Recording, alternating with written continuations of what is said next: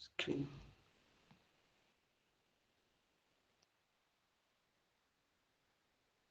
This call is now being recorded.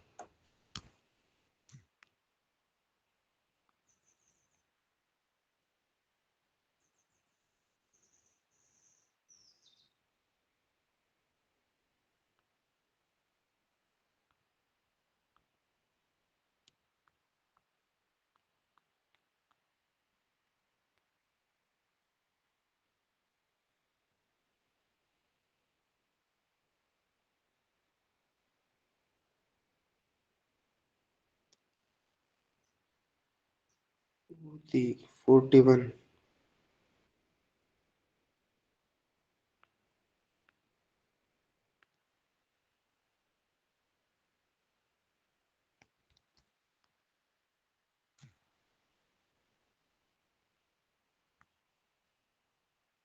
चलिए, कल हमने ये पढ़ लिया था कि समान जया ज्वलनम, समान प्राण को जीत लेने से योगी दीप्तिमान हो जाता है। अब आगे चलते हैं हम अपना।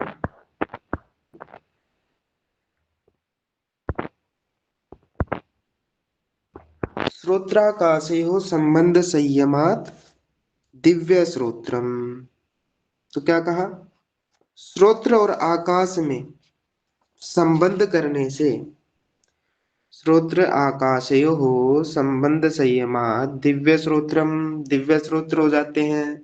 श्रोत्र और आकाश में संबंध करने से दिव्य श्रोत्र हो जाते हैं। अब श्रोत्र और आकाश में संबंध क्यों बताया?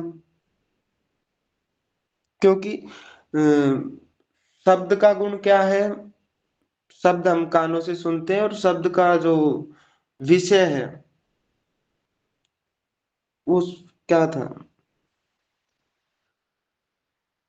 आकाश को शक्ति है। एक मिनट रुको। श्रोत्राकाशयोः संबंध संयमात् सर्वश्रोत्राणाम आकाशम प्रतिष्ठा सर्वशब्दानाम च। तो क्या कह रहे हैं? श्रोत्र जो आपके कान है, ये किसको शब्द करते हैं? ये शब्द को ग्रहण करते हैं। श्रोत्रेंद्रिय हैं, ये शब्द को ग्रहण करती हैं। तो और जो ये आकाश है, ये शब्द का गुण क्या है? ये शब्द आकाश में विद्यमान रहता है ना? शब्द नित्य है, शब्द कभी नश्वर नहीं होता, वो आकाश में विचरण करता रहता है। तो कह रहे हैं कि श्रोत्र और आकाश में संबंध करने से, संयम में संबंध करने, इनके संबंध में संयम करने से दिव्य श्रोत्र हो जाते हैं। ठीक है, आ गया समझ में? और इसका भाष्य देख लेते हैं। सर्वश्रोत्राणाम आकाशम प्रतिष्ठा सर्वशब्दानां च यथोक्तम तुल्यदेश्रवणानां देश्रुतित्वं सर्वेषां भवति इति लिंगनमाह। शब्द ग्रहणम अनुमितम श्रोत्रम।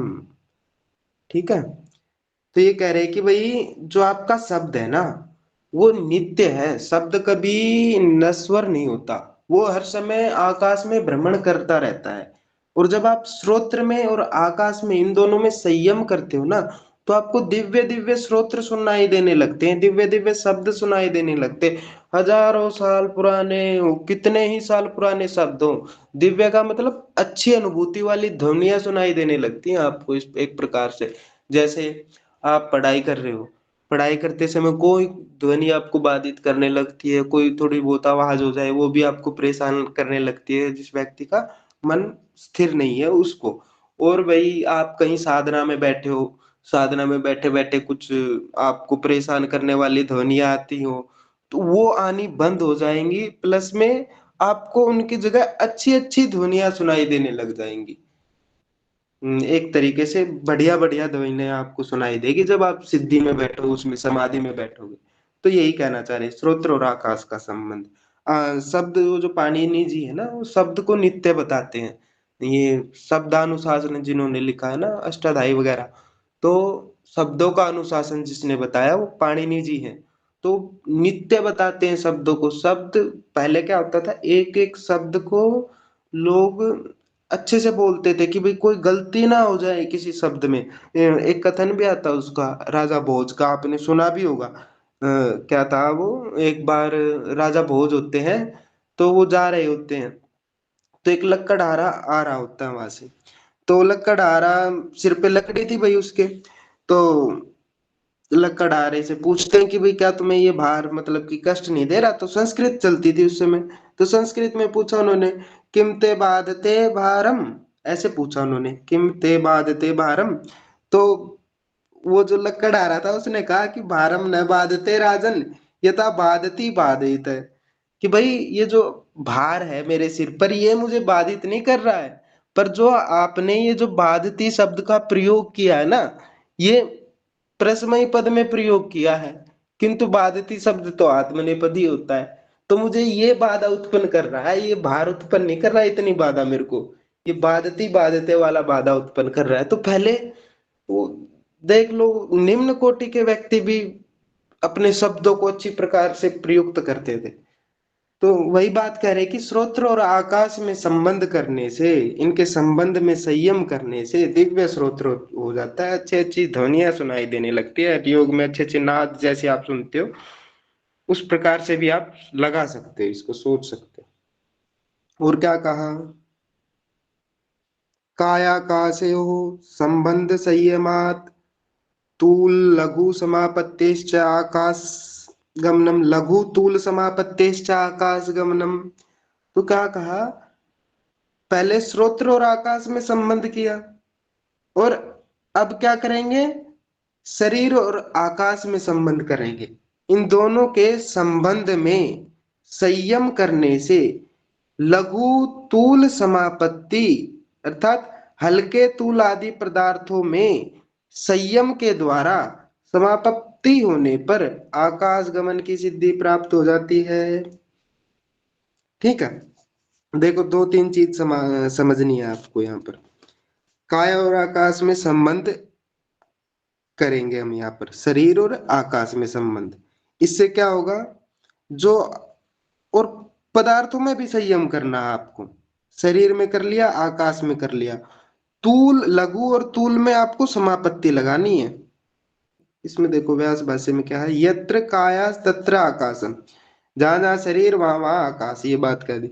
तेन शब्द प्राप्ति तत्र कृत संयमो जित्वा तत्संबंध लघुषु व तूलादिषु प्रमाणुभ्य समापत्ति लब्ध्वा जीत संबंधो लघुर्भवति और लघुत्वाच्च जले पदाभ्याम विहरति। देखो अब इसी के अंदर, इस सूत्र के अंदर तीन सिद्धियां बता दी इन्होंने, व्यास भाष्य में दो सिद्धियां और सूत्र के अंतर्गत एक सिद्धियां आ गई इसमें। इसको देखना है थोड़ा, इसकी हिंदी देखो आप। समापत्ति का अर्थ पता है क्या होता है? समापत्ति चित्त की होती है, मतलब कि जो पदार्थ है ना, उस पदार्थ, जो जैसा पदार्थ है उस पदार्थ के जैसे स्वरूप को ग्रहण कर लेता है, वो समापत्ति है, तदाकार हो जाता है एक प्रकार से। और शरीर और आकाश में संबंध करेगा, संबंध करने से आकाश गमन की सिद्धि प्राप्त हो जाएगी।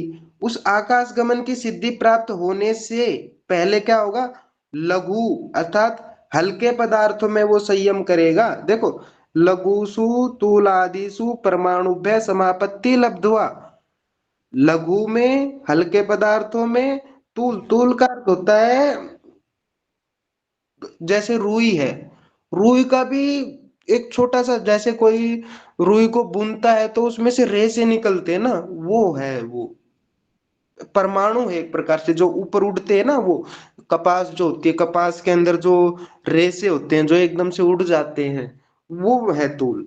तो परमाणु में समापत्ति लब्ध्वाय, तो इन परमाणुओं में समापत्ति इनके तद आकार जैसा हो जाएगा।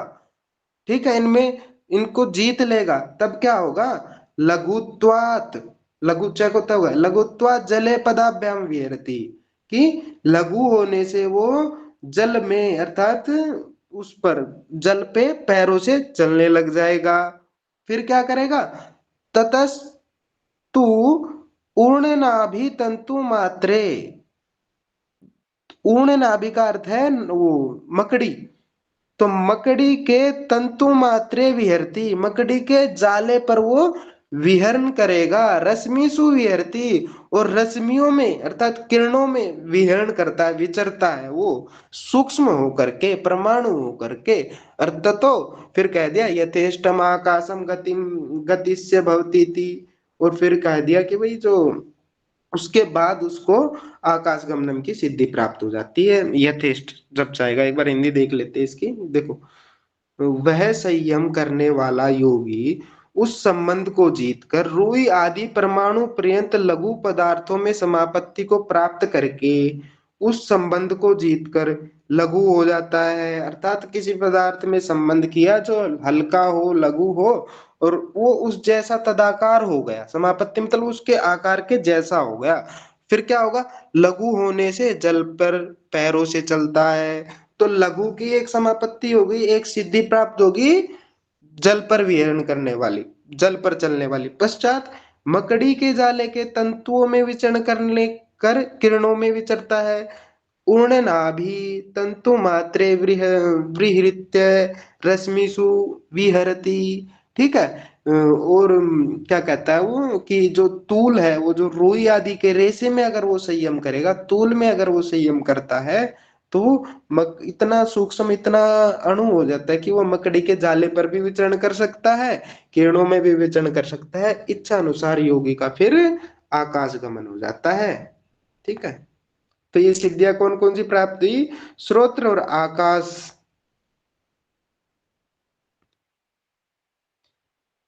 श्रोत्र और आकाश में संयम, उस संयम करने से आकाश गमन सिद्धि प्राप्त हो जाएगी। और क्या होगा? संबंध, और क्या, तूल और लघु, लघु में क्या कहते हैं, लघु में समापत्ति करने से श्रोत्र और आकाश के माध्यम से पहले वो करेंगे, इसमें संयम प्राप्त करेंगे, और फिर इसकी समापत्ति उसके आकार को ग्रहण कर लेंगे। और फिर हम वैसे ही उस पे, जैसे वो पत्ता, जैसे पत्ते को ही मान लो पत्ते के तदाकार हो गया, तो जैसे पत्ता विचरण करता है पानी में, वैसे ही वो विचरण करने लगेगा। वैसे ही तूल का मान लो। हो गया क्या क्लियर? ये बताओ, कोई प्रश्न हो तो बताओ। सर लघु नो तूल तो सर। दोनों सेम ही लग रहे हैं ना, हाँ, मतलब हालांकि समझ में आ गया, लेकिन दोनों ही छोटे और हल्के ही है ना। धर्म आकार दोनों में का एक आकार है। में कम है और एक सुनो, वजन में हल्का होता है। दोनों एक है, ठीक है। रुई हल्की है, ठीक है, पर व्यास भाष्य क्या कह रहा है उसको देखो ना आप, उस चीज को पकड़ो। व्यास भाष्य को पढ़ो आप, क्या कह रहा है? लघुत्वात, लघु होने से जले पदाभ्याम विहरती, हल्का होने से जल में पैरों से चलता है। और ततः तूण उर्ण नाभि तंतु वृहत्या रश्मिषु विहरती, और उर्ण नाभि पश्चात मकड़ी के जाले के तंतुओं में विचरण करता है। हाँ भाई, ठीक कह रहे हो आप। लघु भी एक है और तूल भी एक है, हल्की रुई के समान होकर के, ठीक है, हल्के उसके समान होकर के दो सिद्धियां प्राप्त होगी फिर यहाँ आपको, है ना? समझ गए? मैं भी समझ गया, दोनों सिद्धियां प्राप्त होगी यहाँ पर। एक तो आकाश गमन, और फिर जो लघु और तूल में तदाकार समापत्ति करेंगे, तो हम पैरों से जल में चल पड़ेंगे और मकड़ी के तंतुओं पर विचरण करेंगे। ठीक है।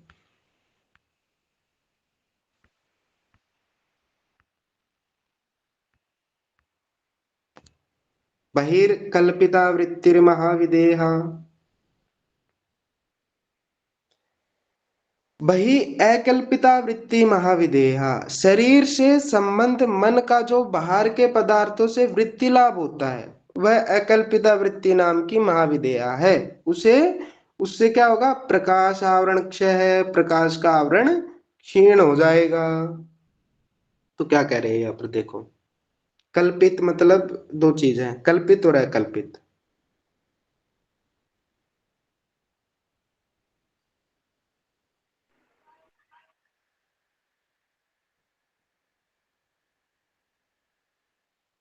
कल्पित का अर्थ क्या है? यहाँ कल्पित का मतलब कल्पना मात्र से है, और अकल्पित का अर्थ क्या है? वास्तविकता। एक तो कल्पना होगी कल्पित, और उसका जो विपरीत होगा वो वास्तविक होगा। है ना। तो इसको थोड़ा समझना। कह रहे कि शरीर से संबंध मन का जो बाहर के पदार्थों में वृत्ति लाभ होता है, उस अकल्पिता वृत्ति का नाम महाविदेया है। उससे क्या होगा, प्रकाश के आवरण का क्षय हो जाता है। शरीराद बहिर्मनसो वृत्ति लाभो विदेहा नाम धारणा। विदेह, जो देह से विगत है, देह जो देह से चला गया हो। तो विचारों की बात हो रही है, वृत्ति की बात हो रही है। तो शरीर से बाहर किसी भी पदार्थ में मन की वृत्ति विधेय नामक धारणा है। और वह धारणा यदि शरीर में स्थित मन की बाह्य पदार्थों में वृत्ति मात्र से होती है तो वो कल्पित कही जाएगी। ठीक है। और जो शरीराभिमान रहित बहिर्मूर्त मन की बाह्य वृत्ति अकल्पिता कहलाती है। योगी उन दोनों में से कल्पिता के द्वारा अकल्पिता नाम महाविदेह को सिद्ध करता है। ये तो है ही, वही करेगा ही। अकल्पिता से ही, चाहे योगी हो चाहे कोई हो, वो अकल्पित कल्पित से ही अकल्पित सिद्ध होगी। जिससे वृत्ति मात्र से पर शरीरों में आविष्ट हो जाता है। उस धारणा से रजतम के कारण प्रकाश का, बुद्धि का जो क्लेश कर्म विपाक है वो नष्ट हो जाता है। तो इसको जैसे, इसको थोड़ा घुमा करके बात करिए। जैसे स्थूल से सूक्ष्म की तरफ बता रहे हैं ना ये। स्थूल से सूक्ष्म तो नहीं है। देखो आप एक बार सोचो, जैसे अभी आप बहिर्कल्पिता वृत्ति, अकल्पिता वृत्ति है वो। बाहर जो होगी वो अकल्पित होगी, अंदर जो होगी वो कल्पित होगी, कल्पना से होगी। जब आप रात को सो रहे हो या फिर अब आप ये नेट जेआरएफ की तैयारी कर रहे हो, आपके अंदर क्या भाव आता है कि भाई मैं इसको करूंगा, इसको करूंगा तो भाई थोड़ी प्रतिष्ठा होगी लोक में भी, और सब चीज में थोड़ी होगी प्रतिष्ठा, है ना। और ये बात आप सोचते हो, सोचने के बाद आप फिर उसकी तैयारी करते हो, है ना। तो वो अकल्पित होगी। पहले शरीर के अंदर आपने अपने विचारों को सोचा, फिर आपने अपनी दिनचर्या को निर्धारित किया, सुबह इस समय उठूंगा, दोपहर को इस समय ये करना है, विभागों में बांट दिया, फिर उस कार्य को आप संपन्न करते हैं। इसी प्रकार योगी कर रहे हैं। कैसे, वो पहले अपने अंदर विचार करते हैं, बाहर के पदार्थों को देखते हैं कि भाई ये पृथ्वी ऐसे है, ये जल ऐसे है। ये एक एक भूत को देखते हैं। पृथ्वी जल को क्या लोगे आप, किसी भी एक पदार्थ को देख लेंगे वो, कि ये पक्षी ऐसे उड़ रहा है, क्या मैं उड़ सकता हूँ, क्या ये सिद्धि मुझे प्राप्त हो सकती है, पीछे ये सिद्धियां प्राप्त हुई तो ये भी प्राप्त हो सकती है। ठीक है। वो प्राप्त होना पहले वो सोचेगा, कल्पना करेगा, और फिर उसको वो प्राप्त करेगा। वो अकल्पिता वृत्ति है। तो कल्पित से अकल्पित इस तरीके से वो प्राप्त करता है। और जो वो अकल्पित है उसी को महाविदेहा कह दिया इन्होंने। अर्थात महाविदेहा, विदेहा मतलब कि उसके अंदर देह अभिमान से रहित होकर के वो उस चीज को प्राप्त करता है। और उसको जब प्राप्त कर लेता है तो फिर उसमें आसक्त न होकर के फिर अगली सिद्धि प्राप्त करता है। और जब वो किसी भी पदार्थ को देखेगा, उसको एक एक चीज को पहचानेगा, उसके गुण धर्म चीज को अच्छे से जांचेगा, तो क्या होगा, प्रकाश आवरण से उस पदार्थ के विषय में जो अज्ञानता होगी वो हट जाएगी उसकी। या जो को पदार्थ हो या पूरी प्रकृति हो, पूरी प्रकृति के बारे में सोच रहा हो और उस पर विचरण कर रहा हो, विचार कर रहा हो, और एक एक को जान रहा हो, तो उसकी बुद्धि का जो आवरण का क्षय है वो नष्ट हो जाता है। वो नष्ट एक प्रकार से वही है, विवेक ख्याति आ जाती है कि भाई ये प्रकृति तो नाशवान है, कुछ बचा इसमें। इस ऐसे ही देख लो इसको, जैसे बता दो, फिर आगे बताओ, नहीं तो फिर दोबारा। हो गया। हो गया क्लियर सबको। हाँ जी।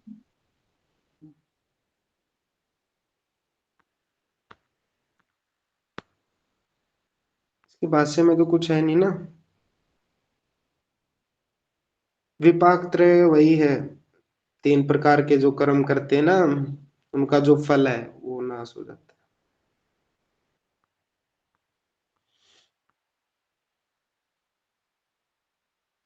स्थूल स्वरूप सूक्ष्म अन्वय अर्थत्व संयमात भूतजय, भूतजय सिद्धि, यही सूत्र है क्या आगे। हाँ सर। चलो, ये अब भूत जय सिद्धि बता रहे हैं। अब भूत जय सिद्धि से ये 5 प्रकार के वे बता दिए इन्होंने, इनके कि स्वरूप क्या है, गुण क्या है, धर्म क्या है। 5 भूतों के 5 स्वरूप है एक प्रकार से। वो कैसे कैसे हैं वो आप देख लो। स्थूल स्वरूप, सूक्ष्म, अन्वय, अर्थत्व, संयमात। इनमें संयम करने से क्या प्राप्त हो जाएगा? भूत जय नामक सिद्धि प्राप्त हो जाती है। पृथ्वी आदि पदार्थ 5 भूतों के स्थूल आदि इन 5 रूपों में संयम करने से भूतों पर अधिकार प्राप्त करता, अर्थात योगी भूतों से यथेष्ट प्रयोजन सिद्ध करता है। जिसका जहां इच्छा है उसकी वो प्रयोजन सिद्ध करेगा, अर्थात मोक्ष को प्राप्त करने के लिए इनके लिए प्रयोजन सिद्ध करता है। भूत योगी के बंधन के कारण नहीं बनते।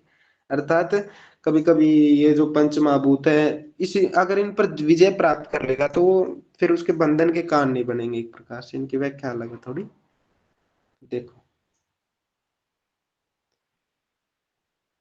तत्र पृथिवी आद्या शब्दादयो विशेषः सहकारादिभिः धर्मैः स्थूल शब्देन परिभाषिता। स्थूल शब्द का अर्थ क्या है ये बता रहे हैं। जो स्थूल शब्द है उसका अर्थ मतलब जो भी कुछ घटपट आदि जो भी आपको दिख रहा है, कोई भी एक, ये मोबाइल है, ये मोबाइल का स्थूल स्वरूप मान लो। ठीक है, मोबाइल हाथ में पकड़ा हुआ है, इसका स्थूल स्वरूप है। जैसे पृथ्वी, पंच महाभूत, पृथ्वी, जल, अग्नि, वायु, ये जो इसके नाम है। जैसे अग्नि है, अग्नि को आप देखते हो, अग्नि के गुण को नहीं, केवल अग्नि को आप देख रहे हो कि भाई ये आग है, ये नवीन है, ये घोड़ा है, ये वो है। तो ये जो नाम दे रहे हो आप, ये जो उसके स्वरूप को देख रहे हो, स्थूल स्वरूप को देख रहे हो, तो ये स्थूल चीज है। दूसरी क्या चीज है? द्वितीयम रूपम स्वसामान्य मूर्ति भी, मूर्ति भूमि स्नेहो जलम वन्नी उष्णता वायु। वही कहा ना। दूसरा क्या है? स्वरूप, अर्थात जैसे स्नेहो जलम, वन्नी उष्णता। जैसे अग्नि का गुण क्या है? उष्णता, गर्म करना। ठीक, इसको हिंदी में देखो, आप हिंदी में समझोगे ना। ये भूतों का प्रथम रूप हो गया। द्वितीय रूप क्या है? अपना सामान्य, अर्थात कठोर भूमि, अर्थात स्नेह जल सामान्य धर्म है उसका। उष्णता, वन्नी का धर्म क्या है कि भाई उसका उष्णता, वन्नी क्या है? उष्णता प्राप्त करती है। ठीक है, ये जो धर्म है, जैसे घोड़ा, और उसका काला रंग, या फिर वो घोड़ा भागता है, इस तरीके से उसका ये जो गुण है ना, उसको ये कहा है स्वरूप। और सूक्ष्म क्या है? सूक्ष्म हो गया कारण। कहाँ है सूक्ष्म इसमें? सामान्य विशेषो, इस सूत्र में द्रव्य माना है शास्त्र में, है ना। सामान्य और विशेष दो चीज आती हैं, इसको छोड़ो आप। सामान्य विशेष और बुद्धिपेक्षम। सामान्य और विशेष का इतना याद रखो कि भाई सामान्य और विशेष का ज्ञान हम अपनी बुद्धि के माध्यम से करते हैं। वो किसमें है? द्रव्य गुण कर्म सामान्य समवाय पेक्षा नाम, ऐसा ही कुछ है, अभाव। तो वो उस दर्शन में बताया है कि सामान्यो बुद्धिपेक्षम। सामान्य और विशेष का हम बुद्धि के द्वारा ही तो ज्ञान लगाते हैं कि भाई ये देवता लोग हैं, ये आसुरी लोग हैं, ये मूढ़ व्यक्ति है, ये धूर्त व्यक्ति है। तो बुद्धि के द्वारा, तर्क के माध्यम से ही तो पता लगता है। तो चलो, स्थूल स्वरूप हो गया हमारा, और स्थूल रूप हो गया पंचभूतों का, स्वरूप रूप हो गया पंचभूतों का। सूक्ष्म रूप क्या है? सूक्ष्म रूप है भूत का कारण, तन्मात्रा, अर्थात उनका जो वो किन से उत्पन्न हुई है। तन्मात्राओं का भी क्या कारण है? अवयव, परमाणु, सामान्य विशेषात्मक पृथक न करने योग्य अवयव, भेदों से अनुगत समूह द्रव्य है। इस प्रकार सभी तन्मात्राएं, यह तृतीय रूप है। तृतीय रूप हो गया इनका सूक्ष्म, अर्थात तन्मात्राएं, अर्थात जिनसे ये उत्पन्न होते हैं, उनको भी आपको जानना है, संयम करना है उनमें भी। अन्वय क्या है? अगला क्या था? अन्वय।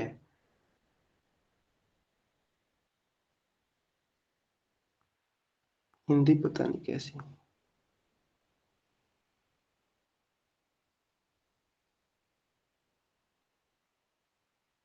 ये रहा। अतः भूतानां चतुर्थ रूपम ख्याति क्रिया स्थितिशीलम। गुणा। तो क्या कहा, भूतों का चतुर्थ रूप क्या होगा? पहला रूप हुआ स्थूल रूप, पृथ्वी गो घटपट आदि जो कुछ भी है। दूसरा क्या हुआ, उनके गुण। क्या गुण है वे? पृथ्वी का गुण उष्णता प्रदान, अग्नि का गुण उष्णता प्रदान करना है, पृथ्वी का गुण कठोरता है, ये इनके गुण है। तीसरा क्या हुआ, इनका जो कारण है, किनसे उत्पन्न हो रहे हैं, ये तन मात्राओं से कारण हो रहे हैं।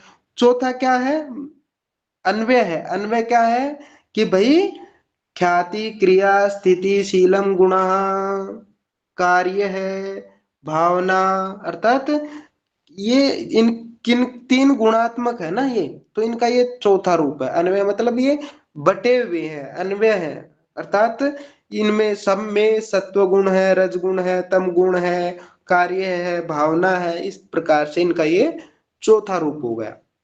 ठीक है, गुणों वाला। अब पंचम रूप क्या है, रूप अर्थत्वम भोग अपवर्गार्थम गुणेशु अन्वयनी। अर्थात क्या कहा, पांचवा रूप अर्थत्व, रूपम अर्थत्वम, अर्थात जैसा रूप तन्मात्रा सभी भौतिक पदार्थों में है, जिससे हम अपना प्रयोजन सिद्ध कर रहे हैं, तो अर्थात इनसे हम अपना प्रयोजन सिद्ध करते हैं एक प्रकार से। समझे क्या है? भौतिक पदार्थ पृथ्वी है ना, रूप अर्थत्वम।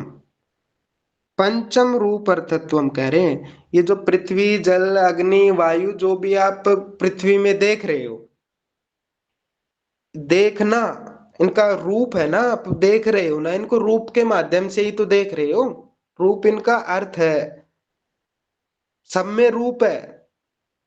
पृथ्वी को भी आप देख सकते हो, अग्नि को भी आप देख सकते हो, जल को भी आप देख सकते हो, वायु को नहीं दे, वायु को स्पर्श कर सकते हो, एक प्रकार से रूप बता दिया इनका। उस रूप से आप अर्थत्व अर्थात अपना जो अर्थ है उसको, अर्थ मतलब आपका प्रयोजन क्या है, वो प्रयोजन अपवर्ग को प्राप्त करना, मोक्ष को प्राप्त करना। तो भाई आप इनके अर्थ को जान करके इस प्रकार से इनका ये स्वरूप है, इससे अपने प्रयोजन सिद्ध कर सकते हो। ये इनका पांचवा रूप बता रहे हैं। किसी रूप में कोई समस्या हो तो बताओ, बताता हूँ दोबारा।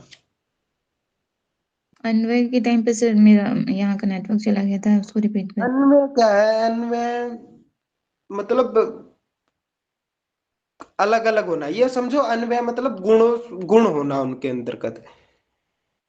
जैसे तन्मात्राएं हैं, तन्मात्राओं के अंदर भी गुण है, पृथ्वी है उनके अंदर भी गुण है, सत्व रज, ये जितने भी है, पृथ्वी क्या है, सत्व रज तम सत्वात्मक है ना, ये तीनों गुणों से युक्त है ना। तीन गुणों से युक्त होने के कारण अन्वय कहा है। अगर एक गुण से युक्त होती तो अन्वय नहीं कहते।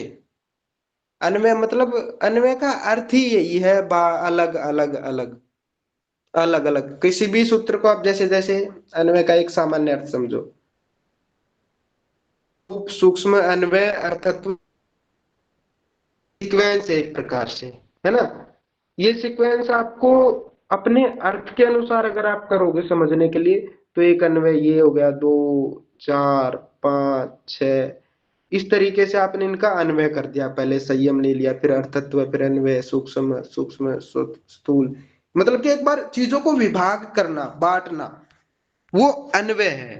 तो यहाँ अन्वय का क्या अर्थ है, यहाँ अन्वय का अर्थ ये है कि ये जो वो पंच महाभूत है, ये गुणों से युक्त हैं। भूतानाम चतुर्थम रूपम ख्याति, अर्थात प्रकाशवान है, ये क्रियाशील है, ये स्थितिशील है, ये गुणा, ये ऐसे ऐसे हैं ये, ठीक है।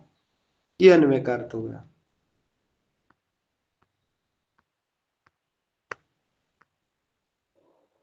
इन पृथ्वी आदि में रहने वाले कार आदि धर्मों सहित शब्द आदि स्थूल शब्द के द्वारा का वही है ये, अब कुछ इसमें नया नहीं है, जो भाष्य में है वही। देखो, अवयवों में भेद, ये शब्द है, समूह है। अन्वय देख लेते इसमें दिया है तो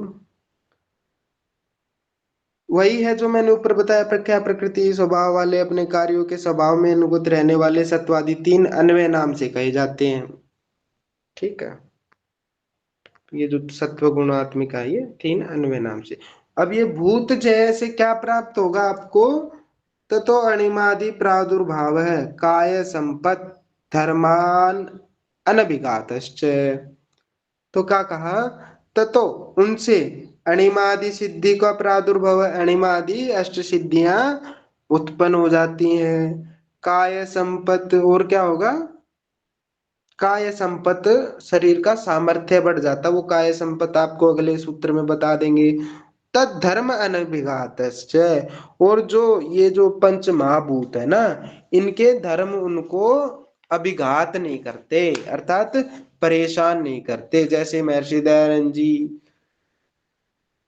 पहाड़ों में अच्छा तप किया उन्होंने, पहाड़ों से जाते थे, गुजरते थे, और वही उनकी जीवनी कथा में पढ़ते हो तो वो बता रहे हैं कि भाई वो नदी को पार कर रहे हैं, नदी को पार कर रहे हैं तो क्या कहते हैं, उनके पैरों में छाले और भाई पत्थर लग गए हैं। पत्थर लगने के बाद वो रक्त वगैरह बह रहा है। तो इस तरीके से उनको वो बाधित नहीं करते हैं, वे जो ये पृथ्वी आदि जल, ये जो महाभूत है, उनको इस तरह बाधित नहीं करते, क्योंकि उनके अंदर एक परम तत्व है। वो केवल परम तत्व पर अपने ध्यान को आकर्षित किए हुए हैं। ये सिद्धियां हैं, इनको तो आपने पढ़ ही रखा होगा, एक बार पढ़ लेना इनको। इतना समय तो है नहीं, तो इनको अगर स्क्रीनशॉट लेना चाहो तो ले लेना। अनिमा क्या है, लघिमा क्या है, प्राप्ति, ये तो जैसे आपने अष्टांग योग पढ़ा है वैसे ही शुरू से ही पढ़ते आ रहे होगे।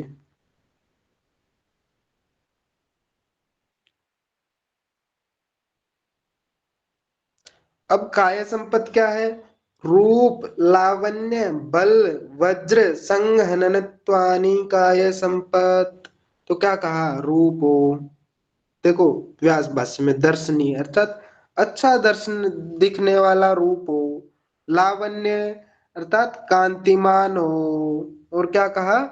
बल अर्थात अत्यधिक बलवान हो, भाई अनतिशय बल हो उसमें, अतिशय से अधिक बल हो। ठीक है। और क्या कहा? वज्र संघननत्वानि, वज्र हो, दृढ़ हो, संघननत्वानि, और मतलब कि उसका वज्र के समान दृढ़ हो उसके अंदर। ये काय संपत है, रूप, लावण्य, बल, वज्र, संघनन। चलो, कुछ ज्यादा समझाने का तो है नहीं इसमें। अब है इंद्रिजय। इंद्रिजय क्या है? ग्रहण, स्वरूपा, स्मिता, अन्वय, अर्थत्व, संयमात इंद्रिजय है। तो ग्रहण, ग्रहण क्या है? जो आप ग्रहण कर रहे हो, मैं बोल रहा हूं, मेरे शब्दों को आप ग्रहण कर रहे हो, मेरे शब्द ग्राह्य हैं, और जो आप सुन रहे हो इनको ग्रहण कर रहे हो, तो ये ग्रहण हुआ। अर्थात किसी भी चीज को ग्रहण करना। ठीक है। और स्वरूप क्या है? स्वरूप आपने पीछे भी पढ़ा था, वही स्वरूप यहाँ पर है। ठीक है। पीछे क्या था स्वरूप? उनका धर्म क्या है? गुण। हाँ, अर्थात पृथ्वी आदि का धर्म क्या है, ऐसे ही इंद्रियों का धर्म क्या है, सामान्य विशेष से ज्ञान कर लेंगे हम। सामान्य विशेष आत्म शब्दार्थ ग्राह्य शब्द, तेषु इंद्रियाणाम वृत्तिर्ग्रहणम।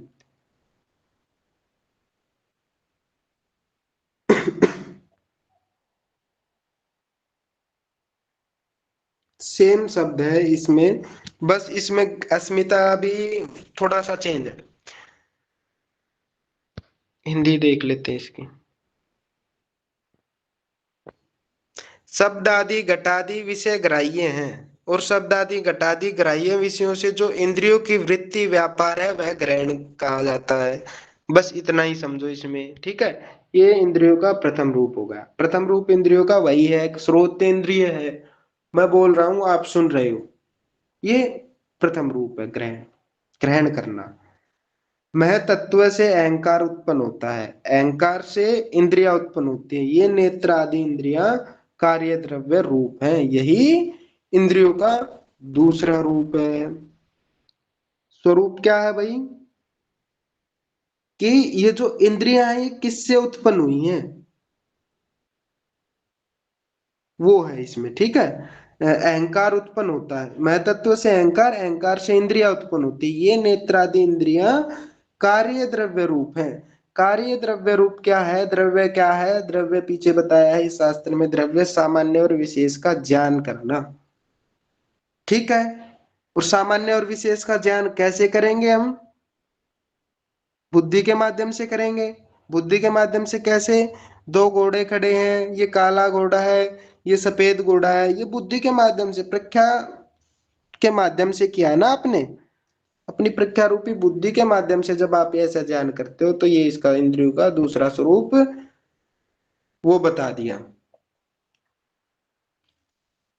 और अस्मिता स्वरूप वाला अहंकार इंद्रियों का तीसरा रूप है, अर्थात उस सामान्य के इंद्रियां विशेष हैं, व्यवसायत्मकम निश्चयात्मकम प्रकाश क्रिया स्थितिशील गुण युक्त हैं। ठीक है। अब क्या कहा? अस्मिता सांख्य दर्शन में भी आया है। सांख्य दर्शन में आपने पढ़ा होगा कि अभिमान का स्वरूप पढ़ा था ना, अभिमानो अहंकार है वहां पर सांख्य दर्शन में, कि अभिमान से सात्विक वैकृत और तेजस रूप बताया था। अभिमानो अहंकार है तस्मात् द्विविध प्रवृत्ति सर्ग है, एकादश एकादश कश्च गणश्च तन्मात्रा पंचकश्चैव। तो वहां अहंकार से सात्विक जो इंद्रियां बताई, वो 11 इंद्रियां बताई हैं। 5 ज्ञानेंद्रिया, 5 कर्मेंद्रिया और एक मन वहां बताया था। तो यही बात यहाँ बता रहे कि अस्मिता स्वरूप वाला अहंकार से ये इंद्रियां उत्पन्न हुई हैं, उस सामान्य के इंद्रियां विशेष हैं। सामान्य के इंद्रिया विशेष क्या ले रहे हैं यहाँ पर?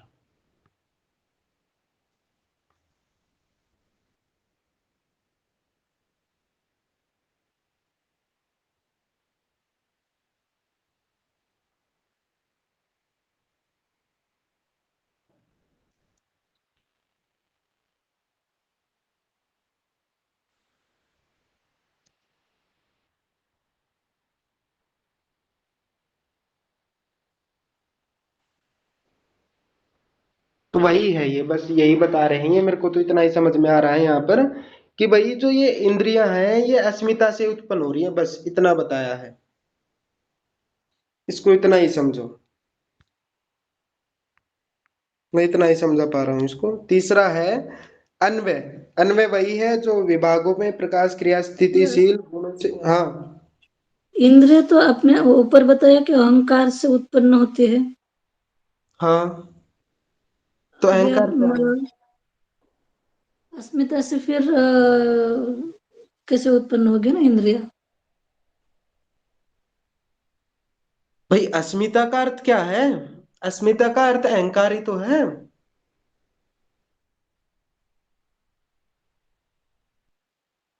अस्मिता का अर्थ ग्रहण, वो अहंकार ही तो है, और क्या है? ऊपर क्या बताया था मैंने? ऊपर बताया था अपने महत्त्व से अहंकार की निर्मित होती है, उत्पन्न होता है, और अहंकार ठीक है। से इंद्रिय। ठीक है, फिर यही मैं यही बात बता रहा हूँ। यहाँ अलग क्या कह दिया मैंने? यही बात है यहाँ भी।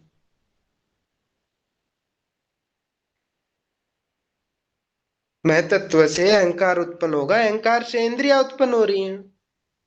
सांख्य अहंकार दर्शन। और अस्मिता एक ही है ना। हाँ, एक ही तो है, इसमें कोई भेद है नहीं। Okay okay. आप भेद समझ रहे हो क्या? हाँ, मुझे ऐसा लगा। नहीं, यहाँ पर एक ही है। अभिमान वहां भी एक ही है। अभिमानो अहंकार है सांख्य दर्शन में भी। वहां बताया उसने कारिका, ये 10 कारिका ऐसी हैं, केवल उन 10 कारिकाओं को पढ़ लो, पूरा सांख्य दर्शन जो लगा है हो जाएगा आपका। तो वहां बताया था उसने, अभिमानो अहंकार है तस्मात् द्विविध प्रवृत्ति सर्ग है, 2 प्रकार से स्वर्ग उत्पन्न होता है वहां, राजसिक और सात्विक, तामसिक और सात्विक था शायद, ऐसा ही है। अर्थत्व क्या? चतुर्थ रूपम व्यवसायत्मकम प्रकाश क्रिया स्थितिशील गुणा ये साम इंद्रियाणि साहंकाराणि परिणाम है। ठीक है। अब ये सा इंद्रियाणि साहंकाराणि परिणाम है, ये वही बात कह दी जो ऊपर बताई कि ये इंद्रिय अहंकार का परिणाम है। ठीक है। तो ये जो चतुर्थ रूप है, चतुर्थ रूप क्या है? अन्वय। अन्वय का जो ऊपर पीछे बताया था तीन गुणों से युक्त, वही यहाँ तीन गुणों से युक्त ले रही है। ये इंद्रिया भी त्रिगुणात्मक है। और अर्थत्व चतुर्थ रूप हो गया यहाँ से। पंच रूपम गुणेशु यद अनुगतम पुरुषार्थम पुरुषार्थ तत्वम इति। भाई वही है। पांचवा गुण क्या है? इनके अर्थ को जान लेना, कहीं गलत चीज में ना लेके जाना, किसी इंद्रिय को मतलब कि व्यर्थ में ना लेके जाना कहीं भी। इनके अर्थ को अगर जान लेगा तो उससे अपने अर्थ को सिद्ध करेगा। अर्थात इनके स्वरूप, ये जितने भी ये चार प्रकार के ऊपर बताए हैं, इनको अगर वो योगी जान लेता है तो फिर उसके माध्यम से इनके अर्थ को सिद्ध करता है। अर्थ क्या है? प्रयोजन क्या है? तत्वमिति। वो भाई उस तत्व को प्राप्त करने का जो प्रयोजन है उसको सिद्ध कर लेता है।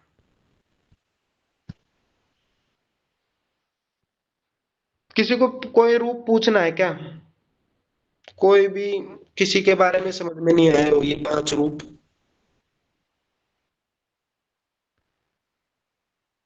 ये शब्द ठीक है, बस इतना ही समझना है। ये जितना मैंने बोला उससे ज्यादा कुछ लिखना ही नहीं, क्योंकि व्यास भाष्य से बोला है। प्रश्न आएगा तो व्यास भाष्य से ही आएगा, किसी व्याख्या से नहीं आएगा। अलग अलग व्याख्याएं बहुत ज्यादा थी, मैंने इतनी फिर पढ़ी नहीं। तो इनसे लाभ क्या होगा? ततो मनोजित्वम विकीर्ण भाव है प्रधान जन्यस्य। तो उन इंद्रियों से क्या होगा? मनोजयित्व, अर्थात मनोजय की मनोजयित्व, मनोजयित हो जाएगा, शरीर और मन ते वेगवान हो जाता है। विकीर्ण भाव उत्पन्न हो जाता है, विकीर्ण हो जाता है। विकीर्ण भाव अर्थात इंद्रियों का विशेष शक्ति से युक्त हो जाता है। और प्रधान जन्य क्या है? प्राकृतिक पदार्थों का उचित उपयोग करने में अर्थात प्रयोजन सिद्ध करने में समर्थ हो जाता है। ये तीन सीधे सीधे अर्थ इनके इसमें बता दिए। चलो आगे। ये सिद्धि प्राप्त हुई, तीन सिद्धियां प्राप्त होगी हमें इंद्रिय जय होने से। अब क्या है? सत्व पुरुष अन्यथा ख्याति मात्रस्य सर्वभाव अधिष्ठातृत्वम सर्वभाव ज्ञातृत्वम च। और क्या कहा? सत्व और जो पुरुष है उनमें, सत्व और पुरुष में अन्यथा ख्याति मात्र से, सत्व और पुरुष की जो भिन्न अवस्था है, अन्यथा जो ये दोनों अलग अलग है, ऐसी ख्याति होना, ज्ञान होना, ये क्या होगा? विवेक ज्ञान हो। बता दिया इन्होंने, सत्व और पुरुष की ऐसी ऐसी ख्याति अगर योगी को हो जाती है कि बुद्धि अलग है, पुरुष अलग है, अजीवात्मा अलग है, इस प्रकार वो जान लेता है तो वो क्या हो जाएगा? सर्वभाव अधिष्ठातृत्वम, अर्थात सभी पदार्थों का अधिष्ठात्री हो जाता है वो। एक प्रकार से समावित, क्या कहते, समा, यही है, इसको प्राप्त कर लेता है, राजा हो जाता है एक प्रकार से, स्वामित्व प्राप्त कर लेता है। सर्व ज्ञातृत्वम च, और सब कुछ मतलब कि सभी पदार्थों का विशेष ज्ञान को प्राप्त कर लेता है। कि भाई जब, हाँ ठीक है, जब विवेक ज्ञान होगा तो विशेष ज्ञान भी होगा आपको। तो ये दो सिद्धियां प्राप्त होंगी आपको इससे। सत्व पुरुष अन्यथा ख्याति मात्र से कौन सी सिद्धि? सर्वभाव अधिष्ठातृत्वम, सभी भाव का अधिष्ठाता हो जाता है, पदार्थों का अधिष्ठाता हो जाता है। और सर्व ज्ञातृत्वम च, और सभी पदार्थों का विशेष ज्ञान हो जाता है उसको।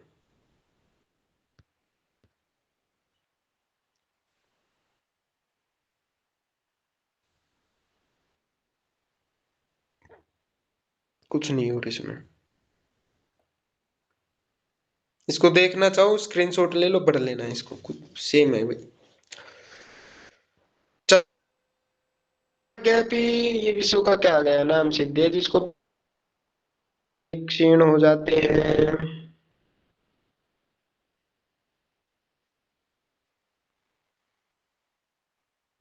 तो इस प्रकार से आपने अगर ये जान लिया तो इसको विषयों का नाम सिद्धि कह दिया कि ये विषयों का नाम की सिद्धि है। ऐसे ऐसे आप अगर प्राप्त करोगे, सर्वज्ञ जिसके माध्यम से क्षीण क्लेश बंधो वशी विहरती, अर्थात सभी जो क्लेश कर्म बंधन है वो आपके क्षीण हो जाते हैं, नष्ट हो जाते हैं।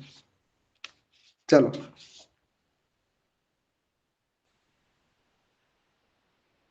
समय क्या होगा, हो गया। तद वैराग्यापि दोष बीज क्षय कैवल्यम, अर्थात उस जो ऊपर जो आपने विवेक ख्याति प्राप्त की थी उससे भी अगर आपको वैराग्य हो जाता है तो क्या होगा, दोष बीज क्षय, अर्थात दोषों के बीज के नष्ट हो जाने पर कैवल्य प्राप्त हो जाता है। अर्थात जो आपके ये जो पंच क्लेश वगैरह हैं ये दग्ध बीज प्राप्त हो जाते हैं, अर्थात ये जब भुने हुए बीज के समान हो जाते हैं, बीज क्षय हो जाता है इनका, तब कैवल्य हो जाता है। अर्थात क्या कहा, ये जो सत्व और ये जो पुरुष है ना, सत्वात्मिका जो बुद्धि है पीछे बताई, इसको हे कोटि में ले रहे हैं यहाँ पर कि भाई ये जो सत्व वाली जो बुद्धि है ना, ये जो विवेक ख्याति वाली जो बुद्धि है, इसको सत्व गुणात्मिक जो बुद्धि है इसको आप साधक मत मानो, ये भी है, इसको भी आपको छोड़ना है क्योंकि आपको अपने बीज क्षय करने हैं।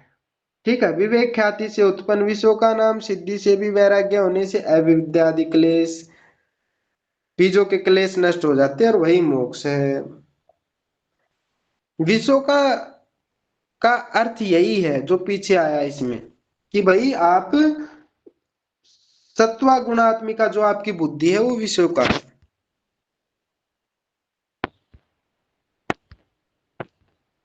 सर इसको हम लोग ऐसा बोल सकते हैं कि विश्व का सिद्धि से वैराग्य अगर उत्पन्न होता है तो कैवल्य की प्राप्ति होती है। क्या, विश्व का सिद्धि से अगर वैराग्य उत्पन्न होता है तो कैवल्य की प्राप्ति होती है। हाँ वो तो है ही। ओके। विषयों का क्या है, विश्व का विश्व की ख्याति का ही दूसरा नाम विश्व का है। हम्म, जिसके शौक चले गए हूँ, शौक कैसे जाएंगे, शौक मतलब क्लेश वगैरह बंधन वगैरह, अर्थात अच्छी बुद्धि आ गई हो और जानता हो कि भाई हाँ मुझे इसको नष्ट करना ही है, ये विषयों का है। अब है एक ये थोड़ा इम्पोर्टेंट, अब आगे के तीन चार इम्पोर्टेंट ही मान लो इनको। स्थानुपनिमंत्रणे संगस्मयकरणम पुनः अनिष्ट प्रसंगात, कि भाई आपने अच्छी अच्छी सिद्धियां प्राप्त कर ली, विभूतियां प्राप्त कर ली, अब आप यहाँ तक विभूतियां प्राप्त करते आ रहे थे, तो स्थानीय उपनिमंत्रणे, अगर कोई व्यक्ति आपको बुलाता है, कोई राजा आपको बुलाता है, आपकी प्रतिष्ठा है कि भाई आप किसी ने सुना कि भाई वो योगी ऐसा है, वो योगी ऐसा है, उसने तो ऐसे ऐसे ये सिद्धियां प्राप्त कर रखी है, तो लोगों के मन में भावना जगती है कि भाई हाँ, कि किसी के अंदर वैर भावना भी जगती है, किसी के अंदर अच्छी भावना भी जगती है कि दान की भावना कि भाई मैं उनको पंडितों को बुलाऊंगा, खाना खिलाऊंगा, वो अच्छे की है और मेरे को धर्म प्राप्त होगा। ठीक है, तो अगर कोई आपको निमंत्रण दे तो क्या कहा, संग स्मय अकरणम, अर्थात आसक्ति, संग मतलब आसक्ति, स्मय मतलब अहंकार, अकरणम नहीं करना है, क्योंकि अगर आप ये करोगे तो पुनः अनिष्ट प्रसंगात, अर्थात पुनः अनिष्ट प्रसंगात, अप्रसंगा प्रसंगात, अनिष्ट प्रसंगात, अर्थात आप पुनः उसी मार्ग में आ जाओगे, पुनः अधो मार्ग में आ जाओगे, पीछे चले जाओगे, वापस योग मार्ग से विचलित हो जाओगे, ये कह रहे हैं इसमें। कोई व्यक्ति आपको बुलाता है तो आपको ना ही आसक्ति करनी है, अर्थात वहां आपको बुलाया तो आपको किसी चीज में आसक्ति नहीं करनी, और ना ही अभिमान करना कि नहीं मैं नहीं जा। अच्छा, इसका एक वो था, वहां पढ़ा था, पुराणों में भी आता है वो, बड़ा अच्छा उदाहरण था कि भाई देवता जब देखते हैं कि भाई ऋषि लोग ऐसे ऐसे वो कर रहे हैं, भक्ति कर रहे हैं, इनकी तो सफल हो रही है, और ये कैसे सफल हो रहे हैं, ये अगर सफल हो गया कोई तो ये हमसे भी ऊपर जाएंगे ये तो फिर वो उनकी क्या कहते हैं कि भाई उनको भंग करनी है, इनकी सिद्धि को हमें भंग करना है कैसे न कैसे। वो प्लान बनाते हैं, फिर वो बुलाते हैं, भाई आ जाओ आप ऐसे ऐसे हमारे यहाँ पर निमंत्रण पर देते हैं उनको। वो जाते हैं वहां पे वही निमंत्रण में। तो वहाँ 5-7 योगी जाते हैं, देखते हैं, साधक होते हैं, देखते कि भाई अच्छे अच्छे स्वर्ग जैसे वहां पर चीजें थी देवताओं के वहां तो, कि भाई एक से एक मनोरम चीज, खाने में भी चीज अच्छी है, एकदम खाते हैं कि भाई एकदम मंत्र मुग्ध हो जाए, एकदम किसी भी चीज को देखते ही एकदम ये हो जाए कि भाई हाँ इनके तो बस पूछो ही मत, हम तो कुछ है ही नहीं, वो ऐसे सोचने लगते हैं। तो फिर उनसे उनकी सिद्धि जैसे फिर वो सोचते हैं। एक योगी ऐसा था कि भाई वो पराजित नहीं हो रहा था, तो फिर ऐसे ऐसे करके फिर लास्ट में वो क्या करते हैं, वो किसी लास्ट में खाना पीना होने के बाद सबको बिठा देते हैं कि भाई चलो अब नृत्य होगा, नृत्य देखते हैं। तो नृत्य होने लगता है, नृत्य को देखते हैं, नृत्य धीरे धीरे 3-4 व्यक्ति 3-4 साधक बैठे हैं, सभी और लोग बैठे हैं, नृत्य देख रहे हैं। धीरे धीरे वो जो नृत्य करने वाली वो निर्वस्त्र हो रही है। तो फिर एक योगी कह रहा है कि भाई अरे ये क्या है, तो दूसरे कह रहे कि भाई आपको नहीं देखना, आप आंखें बंद कर लो भाई अपनी। ठीक है, अब अगर आप नहीं देखना चाह रहे तो आप अपनी आंखें को बंद कर लो, तो वो अब आंखें बंद कर लेता है। दूसरा भी कि ये गलत है, ये और ज्यादा हो रहा है, तो वो भी सोचता है कि भाई आंखें बंद कर। अब आंखें बंद करे तो वो और परेशान हो, तो और विचार आएंगे कि भाई अब ये कम हुआ होगा, अब ये कम हुआ होगा, इस तरीके से। तो उससे पता लगता है असली चीज का कि भाई हाँ ये सच में ही साधक है या नहीं है। तीसरा जो चौथा साधक था वो जो पूर्ण नग्न होने के बाद कहता है कि भाई अब तो अपनी इस त्वचा को भी उतारे दे और अपनी हड्डियों को दिखा, अपने ऑर्गन्स को दिखा मेरे को। तो इस तरीके से उसके बीज दग्ध भाव हो चुके हैं, उसके अंदर कोई भावना ही नहीं रहती। लोक में भी देखते हैं हम अपने, किसी भी साधु को देख लो, ये जो लोग में अच्छे अच्छे साधक होते हैं वही बात कह रहे कि भाई कोई आपको बुलाए तो आपको ना ही आसक्ति करनी है किसी चीज में, अभिमान नहीं करना है कि मैं इतनी बड़ी सिद्धि प्राप्त कर चुका हूं, मैं नहीं जाऊंगा, तुम छोटे लोग हो। तो इस तरीके से अभिमान भी नहीं का, ऐसे करोगे तो पुनः अनिष्ट प्रसंग, पुनः नीचे आने का वो। अच्छा, इसमें 2-3 चीज और हैं। 4 प्रकार के योगी भी बता दिए। 4 प्रकार के योगी कौन कौन से बताए हैं? चत्वारः खलु योगिनः, प्रथमं कल्पिको मधुभूमिकः, प्राज्यज्योति अतिक्रांत भावनिश्च इति। 4 प्रकार के जो बता दिए। एक प्राथम कालिक हो गया, एक मधुभूमिक हो गया, एक प्रज्ञा ज्योति हो गया, और एक हो गया अतिक्रांत भावनीय। ठीक है, इनको भी बता दूं क्योंकि प्रश्न आ सकता है इसमें से। जी है जी सर, बता हाँ, दो। चलो यहीं से देखते हैं। तत्र अभ्यासी प्रवृत्त मात्र ज्योति प्रथम है, अर्थात तत्र अभ्यासी प्रवृत्त मात्र ज्योति प्रथम है, अर्थात जो योगी प्रवृत्त रहता है, अर्थात यम नियमों के अनुष्ठान में वो प्रयत्न प्रयत्न पूर्वक रहता है, वो प्रथम हो गया, प्राथम कालिक हो गया। जो यम नियमों का अनुष्ठान करता है, वितर्क आदि समाधि तक पहुंचता है, पर उसको कोई विशेष सिद्धि प्राप्त नहीं हो पाती इस समय में, ये प्राथम कालिक योगी है। मतलब कि उसने बस शुरू ही किया है, यम नियम का पालन किया, और भाई वितर्क विचार आनंद अस्मिता ये ऐसा वो संप्रज्ञात समाधि है, केवल वितर्क तक ही पहुंचा है वो। ये जो वो है वो प्राथम कालिक साधक है, जो शुरू वाला जो साधक है वो। ऋतंभरो प्रज्ञो द्वितीय है, ऋतंभर प्रज्ञो द्वितीय है। जो ऋतंभरा प्रज्ञा से युक्त होता है वो द्वितीय मधु भूमि की योगी होता है।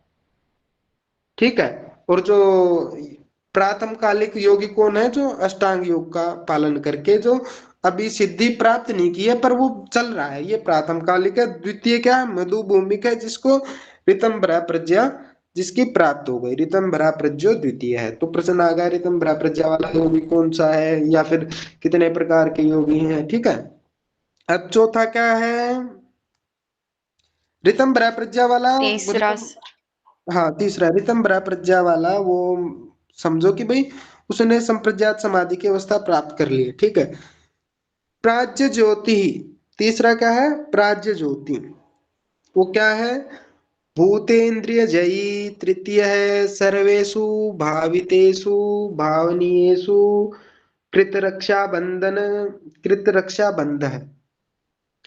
कृत कर्त व्यवसाय व्यवसाधनादि ना व्यवसाधनादिमान। तो क्या कह रहे हैं, इसको हिंदी में देखते हैं। व्यास भाष्य की हिंदी भी तो होगी। उसमें मधुमोमिक भूमिक साक्षात करने वाला ब्राह्मण सत्व शुद्धि को देखते हुए स्थान से संबंध देने से निमंत्रण करते, श्रीमान जी यहाँ बैठिए, रमण करिए, भोग को काम। ये जो मैंने बात करी ना ऊपर, जो आपको वो दिया उदाहरण, तो ये जो मधुभूमिक वाले योगी की बात थी उसमें, है ना? देखो उसमें मधुभूमि कौन से योगी हैं? दूसरे, जिसकी ऋतंबरा प्रज्ञा है, जिसने केवल संप्रज्ञात समाधि को प्राप्त किया, असंप्रज्ञात को नहीं। तब देवता लोग उनको ब्रह्म बुलाते, स्थानीय उपनिमंत्रण साक्षात्कार करने वाले ब्राह्मण जी सत्व शुद्धि को देखते हुए स्थान से संबंध देव स्थानों के द्वारा निमंत्रण करते हैं। श्रीमान जी यहाँ बैठिए, यहाँ रमण करिए, यह भोग कामना करने योग्य है, यह कन्या सुंदरी है, यह रसायन है, जरा मृत्यु को दूर करता, अर्थात ये अमृत है जो बुढ़ापे आदि को दूर करता है, यह आकाशीय विमान है, यह कल्प वृक्ष है, यह पावन नदी है, सिद्ध महर्षि है, श्रेष्ठ अनुकूल अप्सराएं हैं, दिव्य श्रोत्र एवं चक्षु है, वज्र के समान दृढ़ काया है, आपके द्वारा यह सारा उपार्जित है, यह देवताओं के लिए प्रिय अविनश्वर अर्थात अजर अमर स्थान है, आप यहाँ रहिए।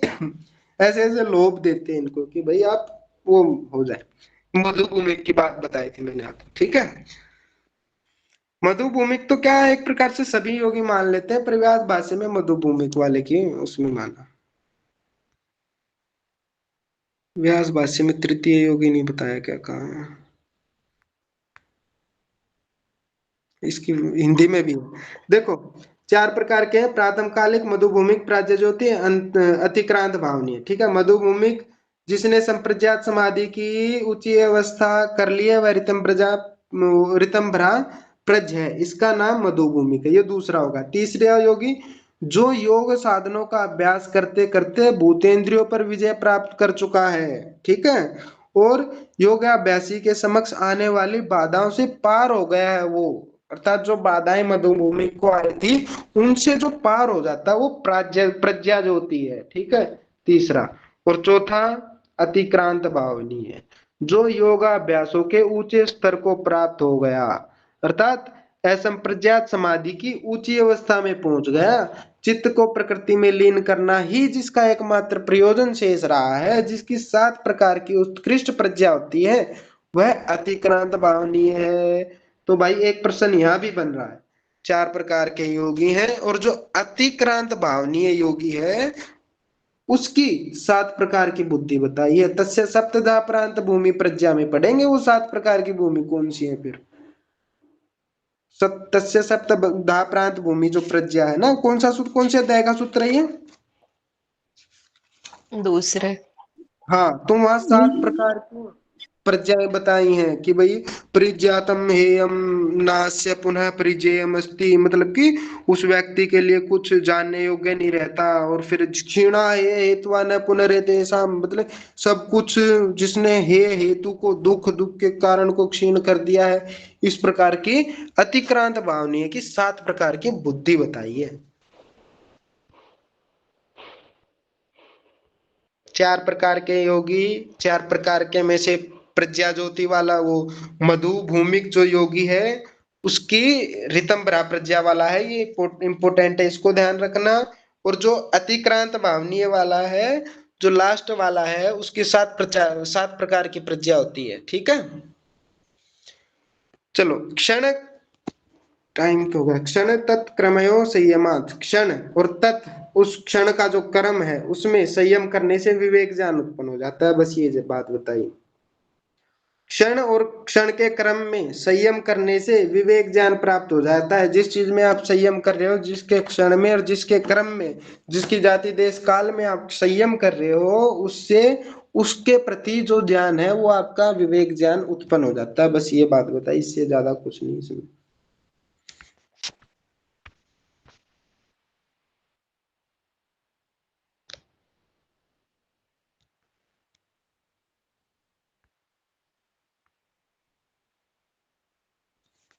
जाति लक्षण देश ही अत्यंतान्वच्छेदात् तुल्योस्ततः प्रतिपत्ति। जाति लक्षण देश अत्यंतान्वच्छेदात्, अत्यंत मतलब कि बहुत ज्यादा भेद वाले हैं, अर्थात अलग अलग होने वाली वस्तुओं का तत् उस विवेक ज्ञान से तक तक निश्चय होता है।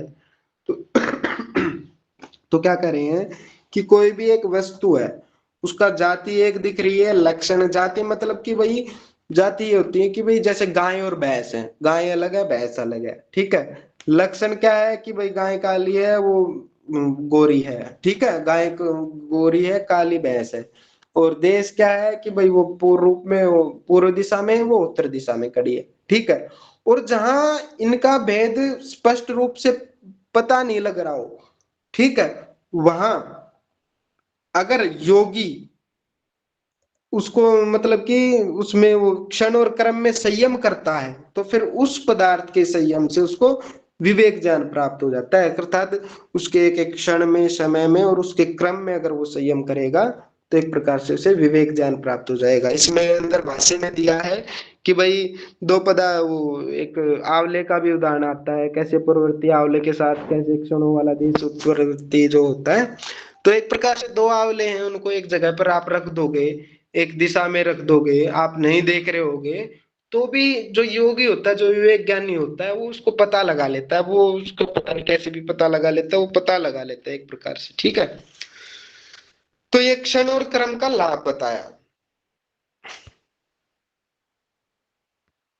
तारकम, अब ये जो विवेक ज्ञान का ये स्वरूप बता रहे, कैसा कैसा विवेक ज्ञान होता है। तारकम, तारक होता है अर्थात अपनी प्रतिभा से उत्पन्न होने वाला, अर्थात स्वयं उत्पन्न होने वाला ज्ञान है। सर्व विषयम अर्थात अनेक पदार्थों को विषय बनाने वाला है। सर्वथा स्वर्था विषयम, सर्वथा विषयम भूत भविष्य वर्तमान सब प्रकार के पदार्थों को विषय बनाने वाला है। अक्रमम अर्थात क्रम से उत्पन्न नहीं होता, ये अक्रम है और ऐसा विवेक ज्ञान कहलाता है। अपनी बुद्धि से उत्पन्न अनेक पदार्थों को विषय बनाने वाला, सबको जानने वाला और पदार्थों के भूत भविष्य वर्तमान को जानने वाला कि भाई वर्तमान में क्या था, भूत में क्या था, वर्तमान में क्या है और आगे क्या होगा, इसका स्वरूप कैसे नष्ट हो जाएगा, इस तरीके से भी जान लाता है।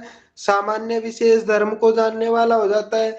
सामान्य और विशेष क्या है कि भाई सामान्य विशेष समझते हो ना, सामान्य जो सामान्य चीज होती है, विशेष जो ये विशेष चीज है, इसके धर्म को भी वो जान लेता है, क्योंकि ये चीज बुद्धि के माध्यम से जानी जाती है, बुद्धि में विवेक ज्ञान रहता है, तो इन सबको वो अच्छे से जानने वाला हो जाता है। तो ये विवेक ज्ञान का स्वरूप बताया कि ये विवेक ज्ञान कैसा कैसा होता है। पूरे योग दर्शन में पढ़ रहे हैं ऐसा ऐसा विवेक ज्ञान है, वैसा विवेक ज्ञान है, तो बताया तारकम सर्व विषयम सर्वथा विषय क्रमम चेति विवेकजम ज्ञानम, ऐसा ही है।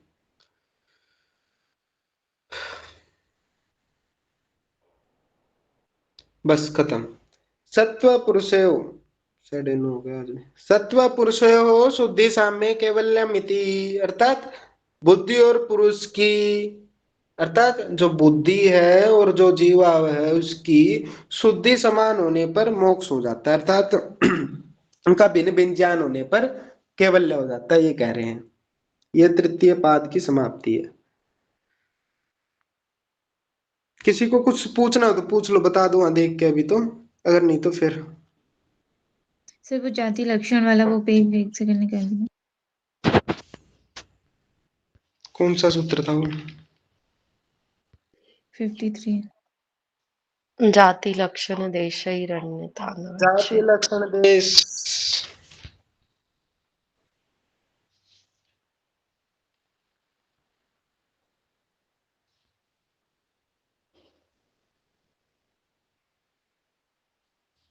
हाँ ये रहा। जाति क्या है, लक्षण क्या है, देश, इसको हिंदी में ही पढ़ लो ना आप, इसकी व्याख्या में है तीनों चीज देखो, ये रही तीनों चीज। अब एक बार पढ़ो और फिर बताओ। एक ही स्थान में जाति क्या है, गाय भी खड़ी है भैंस भी खड़ी है, इनमें जो भेद ज्ञान करना है कि ये गाय है ये भैंस है, तो ये जाति होगी। अब लक्षण क्या है, ये काले रंग की है ये गोरे रंग की है, ये लक्षण होगा। इनमें इस तरीके से इनका भेद ज्ञान कर देना। लक्षण भी तो होता है कि मेरा लक्षण क्या है, मेरा नाम मेरा वाचक हो गया, और मेरा लक्षण क्या होगा, और मेरी जाति क्या होगी, मैं मनुष्य जाति में आता हूँ, और मेरा लक्षण क्या होगा, मैं काला हूँ मैं गोरा हूँ मैं मोटा हूँ मैं पतला हूँ, ठीक है, ये मेरा लक्षण हो गया। और मान लो और किसी व्यक्ति को, व्यक्तियों को जैसे आधार कार्ड में भी तो देखते हैं लक्षण, आधार कार्ड में लेते हैं या किसी चीज में लेते तो हैं वहां की भाई, शरीर का कहीं भी कोई एक विशेष अंग वो देखते हैं ना कि भाई ये होना चाहिए, किसी का कोई कटा हुआ बता देता है कि भाई इतने साल से कटा हुआ है मेरे शरीर में, तो उसमें भर देता है वहां पर। तो वही लक्षण है। और देश क्या है, जाति एक होने पर एक गो पूर्व देश में खड़ी है एक दो उत्तर देश में, देश वही है, उत्तर में खड़ी है या पूर्व में खड़ी है। ये मैं उत्तर उत्तर पूर्व समझ गए ना, उत्तर पूर्व का अर्थ, जैसे ये गाय है, ईस्ट और वेस्ट। हाँ, ईस्ट और दिशा। वेस्ट जो है। हाँ बस। अब व्यक्ति उसको देख के, अब उसके जो योगी होता है वो क्या करता है, वो इन तीनों में भेद ज्ञान कर लेता है। अब ये तो साफ साफ पता लग रहा है, ठीक है हमें, किंतु जैसे आंवलों का या फिर दो सेम वस्तुओं का, हमने आंवले का ही उदाहरण समझ लो आप, दो सेम वस्तु है, आंवला है, उसको हमने आपको रख दिया एक जगह पर, तो उसका जाति लक्षण और भेद कि भाई किस कैसा वो ज्यादा खट्टा कौन सा आंवला है, और इस तरीके से वो आगे बताते हैं इसमें कि भाई वो उसको ज्ञान हो जाता है। वो बातें हैं भाई, अब वो सोचने विचारने की है वो, बाकी अब विचारे सोचें कि भाई सच में ही ऐसा है या फिर होता तो है। देखो सब होता है, कुछ ऐसा नहीं जो नहीं होता, सारी सिद्धियां हैं। सिर्फ साधना जी है एक हमारी यहाँ, तो 3 साल तक हम देखते, 3 साल तक वो मौन में रहती हैं और फिर बताती हैं, वो योग दर्शन पे ही भाष्य देते हैं, वो क्या कहते हैं, वो योग दर्शन पे ही बताती हैं कि भाई ये सच में ही ऐसे ही व्यवस्था होती है कि अंदर से ही,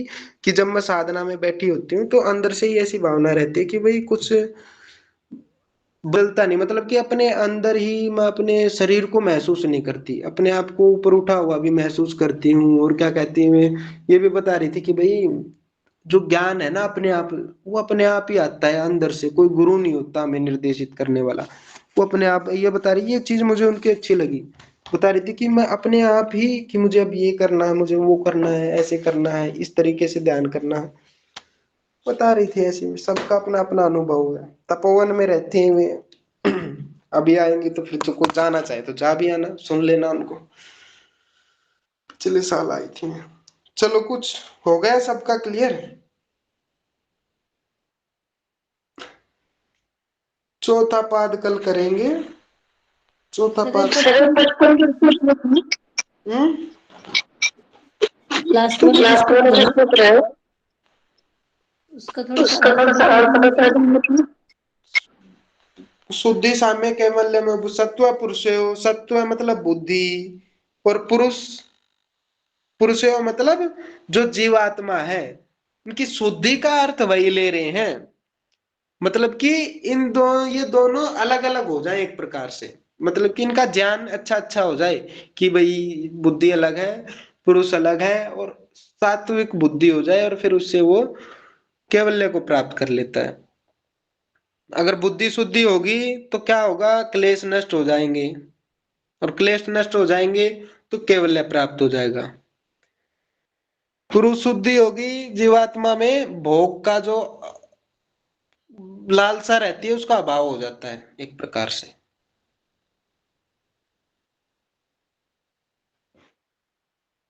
ओके ठीक है, सर। Okay sir. चौथा पाद है, कल चौथे पाद को कर देंगे पूरा, फिर अपनी तैयारी भी करना, 10-15 सूत्र करें। चौथा पाद इंपोर्टेंट है भाई, चौथा पाद को अच्छे से समझा दूंगा, तीसरे पाद में याद करने का था, जो समझाने के थे समझा दिए बस, और बाकी पहला दूसरा भी समझने का ही है। ठीक है भाई, कर लो, प्रणाम सबको।